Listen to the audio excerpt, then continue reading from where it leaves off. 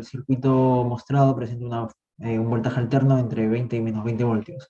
También me dice que el forward voltage es 0.5 cuando la polarización directa y que el IZ mínimo es 0 miliamperios, ¿no? Me da una condición para el datasheet, me da el datasheet y me da un ejemplo de cómo poner el voltaje. Yo lamentablemente observé acá de frente 8 y acá de frente 15 y pensé que el voltaje era el primer dígito. Según los datos que me dieron, yo debo haber puesto 10 voltios y 5.1. Sin embargo, en el 5.1 solamente consideré 5 voltios, lo cual tampoco afecta significativamente la solución, ya que sale casi lo mismo. La estrategia de solución fue primero analizar los casos máximos y mínimos. En este caso, para el caso máximo de 20 voltios positivos, tengo acá si es que no hay un voltaje de 5.6 voltios, entonces no pasaría corriente, ¿no? Por propiedad de diodos.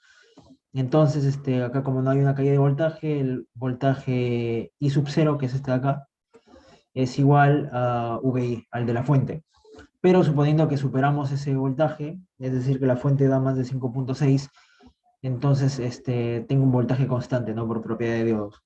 Para el caso máximo tengo que la corriente es tanto, tampoco como se puede ver, tampoco es que afecte mucho los decimales, por unos pocos decimales de diferencia, pero bueno, ahí está.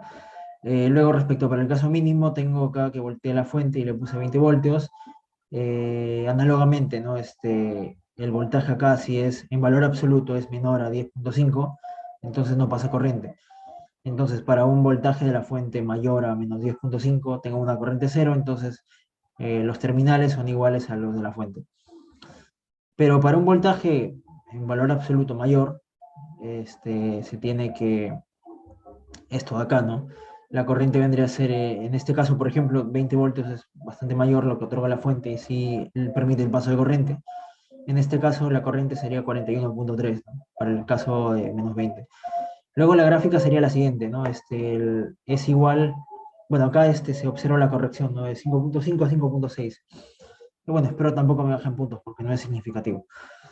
Bueno, el voltaje V sub 0 viene a ser igual al de la fuente, luego cuando llega a 5.6 es constante, ¿no?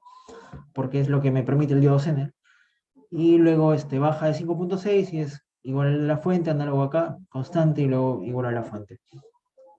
Luego, para ver si es que el diodo opera bien y no se quema, por decirlo así, hay que ver el datasheet.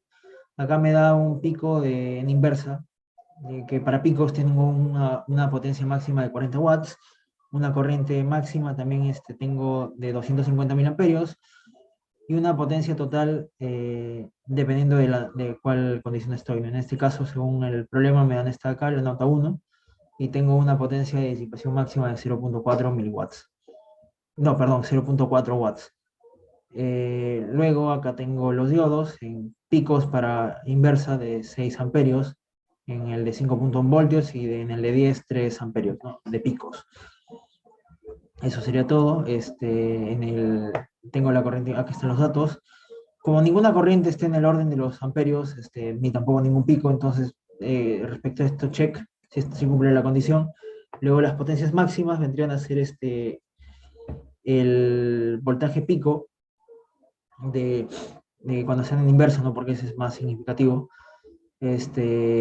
multiplicado por la corriente máxima, ¿no? En el caso del diodo 1, su potencia máxima es 0.413, sobrepasa por un poquito la potencia máxima, sin embargo, no es significativo, ¿no? Porque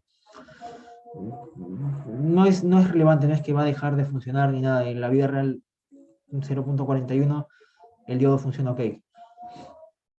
Luego la potencia máxima del diodo 2 está cuando vale 5 voltios y pasa una corriente de tal. Y como vemos, bueno, acá sería 5,1, ¿no? La corrección sería que sería 0,313, ¿no? Watts. No afecta mucho, así que igual sí cumple, si está por debajo de 0.4 watts. También esto se justifica porque los picos, bueno, permite 40 watts según el datasheet, así que todo correcto. Luego las corrientes máximas es menor, son todas menores a 250 miliamperios, todas, así que sí funciona correctamente. Gracias.